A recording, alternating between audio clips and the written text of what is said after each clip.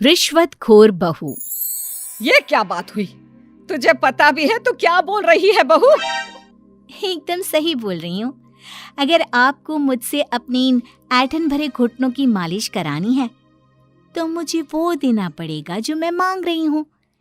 एक हाथ दो और दूसरे हाथ लो, सिंपल। बहू हूँ, इसका मतलब ये नहीं कि नौकरानियों की तरह काम करूँ। ये है अमृता और उसकी सास रेखा। अमृता एक नई नवेली बहू है जिसकी शादी कुछ दिनों पहले ही रेखा के बेटे माधव के साथ हुई है। वैसे तो अमृता दिल की बहुत अच्छी है, लेकिन वो कहते हैं ना कि खून का रंग तो दिखता ही है। बस वही डॉन की बेटी होने का रंग यहाँ अमृता में भी दिख रहा है, जो है रिश्वत लेना। जी हाँ, काम चाहे कितना भी छोटा या कितना भी बड़ा क्यों ना हो, हमारी अमृता बहू बिना रिश्वत लिए कुछ नहीं करती। चलिए देखते हैं आगे इनके साथ और क्या क्या होता है। रेखा और अमृता को लड़ते देख ससुर प्रेमचंद वहाँ आता है और कहता है, अरे क्या हुआ? काहे इतना तिल मिला रही हो रेखा? अरे कुछ बोलोगी भी या कानों में हड़ताल हो रखी है तुम दोनों के? देखिए ना पापा जी, माँ जी ने मुझे कहा कि मैं उनके घुटनों की मालिश कर दूं, लेकिन उसके बदले में माँ जी मुझे वो हीरो वाला पुश्तैनी हार देने से इनकार कर रही हैं। क्या? घुटनों की मालिश के लिए हीरो का पुश्तैनी हार कौन मांगता है बहू? पापा जी, आपको तो पता ही है ना, आपकी बहू कितनी सयानी है, हर कोई भी काम फ्री में नहीं करती। और अब शेखावत खानदान का आटा तो इतना भी गीला नहीं है कि अपनी बहू को हार ना दे पाए। क्यों माय डियर माँ जी? देखा आपने प्रेमचंद जी, ये अब मुझसे पुश्तैनी हार मांग रही है, कल को पूरा घर मांग लेगी। अरे जा जा, मैं खुद कर लूंगी अपनी मालिश। ठीक है, मुझे क्या। एंजॉय योर मालिश टाइम माँ जी। रात में जब पति महादेव दफ्तर से लौटकर घर आते हैं तभी कमरे में, अमू सुनो ना, मेरा वो लाल रंग का जो शर्ट है ना वो धो दो ना प्लीज। एक्चुअली कल मेरी एक इम्पॉर्टेंट इंटरनेशनल क्लाइंट के साथ मीटिंग है, बहुत बड़ी डील का ऑफर है, इसलिए मैं अपनी उस लकी शर्ट को पहनकर जाना चाहता हूँ। अभी धो दो, रात भर में तो सूखी जाएगी, फिर कल अच्छे से कड़क वाली इस्त्री कर देना अपने शुभ शुभ हाथों से। जी नहीं, मैं ये सब ऐसे ही नहीं करने वाली। अगर काम करवाना है तो मेरी एक शर्त है। अरे यार, तुम और तुम्हारी शर्तें, बोलो क्या है? आपको मुझे 10 मनीष मल्होत्रा डिजाइनर की साड़ियां दिलानी होगी। 2 हफ्तों में मेरी स्वीट हार्ट फ्रेंड बिल्लो रानी की शादी है। मैं वहां डिजाइनर साड़ी पहनकर जाऊंगी और सब कुछ जला दूंगी। माधव अपनी बीवी की बात सुनकर हैरान परेशान अपने सर पर हाथ रखकर बैठ जाता है। अरे तुम बीवी हो या आफत? तुम्हारे दिमाग में जंग लग गया है क्या? देखो इतने सारे पैसे नहीं है मेरे पास। तुम्हारी याददाश्त तो जगह पर है ना माधव, भूल गए? मैं एक डॉन की बेटी हूँ। अगर तुमने मेरे कहे मुताबिक काम नहीं किया तो तुम्हारे लाल शर्ट को दूर ही रखो, मेरे पापा तुम्हें ही लाल कर डालेंगे। ठीक है, चलो अब ज्यादा मत डराओ, तुम्हें जो चाहेगा मिल जाएगा। अब ये डर और रिश्वत का सिलसिला यूं ही चलता रहता है और इसी तरह समय बीतता रहता है। एक सुबह सब नाश्ते के टेबल पर बैठे थे, जहां अमृता सबके सामने एक व्हाइट बोर्ड लाती है जिस पर दिन भर के सारे कामों के रेट लिखे हुए थे। अब ये क्या है? टीचर नहीं बनने का इरादा है क्या तेरा? अगर हाँ तो अफसोस, बेचारे बच्चे, उनका भविष्य तो अंधेरे में है। आप लोग बेकार की बातें बंद कीजिए और आंखें खोलकर ठीक से पढ़िए क्या लिखा है। ये आज के सारे कामों के रेट्स हैं। आलू पराठे, चाय, दाल, रोटी, चावल, सब्जी, हलवा, मिठाई, रसोई की सफाई, वॉशिंग मशीन में कपड़े धोना, ओखल में मसाले कूटना और माँ जी और पापा जी के अलमारी की सफाई करना।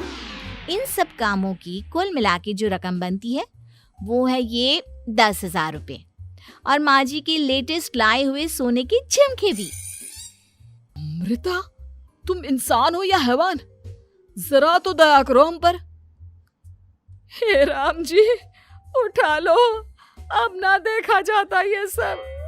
सच में पता नहीं कौन सा दिन था वो जब ये हमारे घर आई। महादेव, तेरे प्यार ने तो हमारा जीना दुश्वार कर दिया बेटा। दुनिया में बहुत रिश्वतखोर लोग देखे, लेकिन ऐसी रिश्वतखोर बहू पहली बार देख रहा हूँ जो अपने ही परिवार को लूटने में लगी है। बहू, तुझे पता है ना कि ऐसे रिश्वत मांगना गुनाह है। पापा जी, मैं कोई गुनाह नहीं कर रही हूँ। रिश्वत लेना बाहर की दुनिया में गुनाह है। मैं तो बस अपना हक मांगती हूँ। मेरी रिश्वत रिश्वत नहीं, मेरा शगुन है, नेग है। और वैसे भी मैं एक बहू हूँ, इसका मतलब ये नहीं कि मैं सब काम पूरी जिंदगी फ्री में करूँ, आपके चरणों को धोते बैठूं और 24 घंटे आपकी नॉन स्टॉप सेवा करती बैठूं। चलिए छोड़िए, नाश्ता और खाना चाहिए तो बोल दो जल्दी से, वरना मैं चली थिएटर। आज मेरे फेवरेट सलमान की पिक्चर रिलीज हुई है। इतना कहकर अमृता वहां से चली जाती है। इस बेवकूफ का जल्दी कुछ करना पड़ेगा। कुछ दिनों बाद घर में पूजा रखी थी और पूजा में 11 पंडितों का खाना बनाने के लिए कहा जाता है, वो भी नई बहू के हाथों से। देखो अमृता बहू, आज घर में पूजा है, 11 पंडितों को खाना खिलाना है। 56 भोग बना पाओगी? उन्होंने कहा है कि नई बहू के हाथों का खाना ही होना चाहिए, नहीं तो मैं रेखा को ही बोल देता हूँ। ओ कम ऑन पापा जी, खाना तो मैंने फ्री फंड में अपने घर में भी कभी ना बनाया, तो अब आपको क्या लगा कि पूजा का नाम लेकर आप मुझे अपनी झांसी में फंसा लोगे? अरे कल मुही, बस अब बस, पहले सुन भी ले क्या कह रहे हैं हम। तुम्हें जितने पैसे चाहिए, जितने तोहफे चाहिए, सब ले लेना, बस पूजा पाठ में कोई बाधा नहीं आनी चाहिए। ओहो, ये हुई ना समझदारी वाली बात। ठीक है, अब आप लोग निश्चिंत रहिए, मैं ऐसा खाना बनाऊंगी कि उन 11 पंडितों की 11 पुश्तें भी मेरे खाने के स्वाद को याद रखेंगी। अमृता पंडितों के लिए खाना पकाती है और पूजा संपन्न होने के बाद उन्हें केले के पत्तों पर खाना परोसती भी है, जिस पर खाने का पहला निवाला खाते ही वो क्या भोजन है। हम इतनी जगहों पर जाते हैं, लेकिन इतना अच्छा स्वाद तो काफी मुश्किल से चखने मिलता है। रेखा जी, प्रेमचंद भाई साहब, आप लोग सच में भाग्यवान हो कि आपको इतनी सर्वगुण संपन्न बहू मिली है, जिसके हाथों में साक्षात माँ अन्नपूर्णा विराजती है। सर्वगुण संपन्न, सबको संपन्न कर देगी यह खूंखार औरत। कुंडली मार कर बैठ गई है मेरे बेचारे बेटे के जीवन में। एक मिनट, अरे ये बात मेरे इस बूढ़े दिमाग में पहले कैसे नहीं आई? इस अमृता की बच्ची को मैं अपने घर से बाहर कैसे निकालूं? इसका उपाय तो पंडित जी के पास जरूर रहेगा। रेखा अगले दिन पंडित जी के पास जाकर उन्हें अमृता के बारे में सब कुछ बता देती है, जिसे सुन पंडित जी भी परेशान हो जाते हैं। अरे, ऐसी बहू तो 7 जन्मों में भी किसी को नसीब ना हो भगवान। देखिए रेखा जी, आपकी रिश्वतखोर बहू और आपके बेटे की कुंडलियों को जोड़कर देखा है मैंने, लेकिन इसमें तो यही बता रहे हैं कि ये आपके जीवन से कभी नहीं जाने वाली। इसलिए उससे सुधारने के लिए जल्दी आप लोगों को ही कुछ करना होगा, नहीं तो एक दिन वो आप लोगों को कंगाल करके ही दम लेगी। नहीं, ऐसा हरगिज नहीं होगा। मैं कुछ करूंगी, हाथ पे हाथ धरे नहीं बैठूंगी मैं। वहीं घर पर अमृता को ये पता चल जाता है कि उसकी सास रेखा पंडित जी के पास उसकी और महादेव की कुंडलियां लेकर गई थी, और इस पर जब रेखा घर लौटती है तब वाह माँ जी वाह, बहुत ही ज्यादा सयानी निकली आप तो। लेकिन मैं आपको एक बात बताना चाहती हूँ कि मेरी और महादेव की कुंडलियां जोड़कर पूजा पाठ और हवन करके भी कुछ नहीं मिलेगा, क्योंकि मैं ऐसी बला हूं जो आप सबकी जिंदगियों से अब कभी नहीं टलने वाली, फिर चाहे आप कितने भी टोटके हवन या उपाय कर लें। तो खुद को समझती क्या है रे बदतमीज, तुझसे बात करना तो दूर, मुझे तो तेरी शक्ल देखना भी नहीं पसंद। अब सास बहू के बीच एक अनकहा सा युद्ध छिड़ जाता है। दिन बीतने लगते हैं, लेकिन एक दिन अचानक रेखा की तबीयत हद से ज्यादा खराब हो जाती है और उसे सांस लेने में भी काफी दिक्कत और परेशानी महसूस होती है। जब उसे डॉक्टर के पास ले जाया जाता है तब डॉक्टर चेकअप करके कहते हैं, देखिए, मैंने सारे टेस्ट करके देख लिए हैं और रिपोर्ट्स को क्रॉस चेक करके ये पता चला है कि रेखा जी को गंभीर दिल की बीमारी है। उनके फेफड़ों में भी काफी सूजन आ गई है। उनका जल्द से जल्द ऑपरेशन करना होगा, वरना आई एम सॉरी टू से उन्हें बचाना मुश्किल हो जाएगा। ये खबर सुनकर प्रेमचंद और माधव दोनों हक्का बक्का रह जाते हैं। लेकिन डॉक्टर साहब, कितने पैसे लगेंगे ऑपरेशन के लिए? और उसके बाद रेखा पूरी तरह ठीक तो हो जाएगी ना? जी हाँ, इस ऑपरेशन के बाद वो बिल्कुल ठीक हो जाएंगे, लेकिन वो तभी हो सकता है जब ऑपरेशन टाइम से हो पाएगा। और रही बात ऑपरेशन के खर्चे की, तो उसमें तकरीबन 6 से 7 लाख रुपए तक लग सकते हैं। जहां एक तरह सब रेखा की तबीयत और ऑपरेशन को लेकर परेशान होते हैं, वहीं घर पर रेखा को बिस्तर पर देखकर भी अमृता के अंदर जरा भी दया नहीं आती। ओ माँ जी, ये अपना फालतू का मेलोड्रामा बंद कीजिए ना आप। मुझे पता है आपको मुझे रिश्वत नहीं देनी है और घर के सारे काम मुझसे मुफ्त में करवाने हैं, इसीलिए आप ये सब कर रही हो ना। सीरियसली अमृता, ऐसे हालात में तुम ऐसी बातें कैसे कर सकती हो?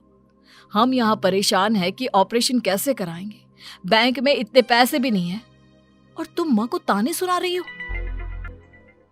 अरे अमृता बहू, मैं भला ढोंग क्यों करूंगी? हम 6 से 7 लाख का बंदोबस्त कैसे करेंगे?